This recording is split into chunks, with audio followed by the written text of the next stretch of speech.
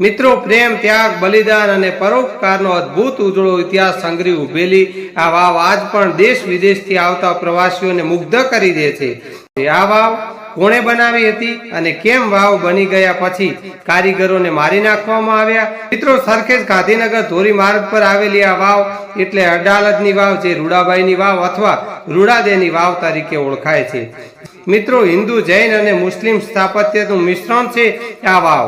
ખાલી ગાડાની ધરીમાં નાખવા માટે 1,00,000 સુવર્ણ મિત્રો, એ તેલ ઓઇલ ધરીમાં નાખવાનું વપરાયું હતું. આ વાવના ઇતિહાસ વિશે થોડું જાણીએ.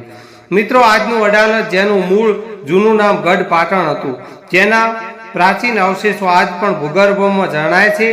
પૂર્વે રાણા વીરસિંહ વાઘેલાએ દંડાહી દેશમાં અડાલજને રાજધાની બનાવી વેબુ દેશના સામંત ઠાકોર રાજાને હરાવી તેમની પુત્રી લાલબા સાથે હિન્દુ ક્ષત્રિય રીતિ રિવાજ મુજબ લગ્ન કર્યા.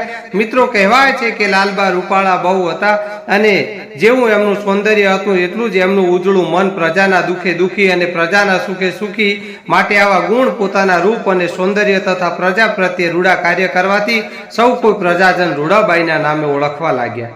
મિત્રો, સંવત 1550માં ગુજરાતમાં ભયંકર દુષ્કાળ પડવાથી રાણી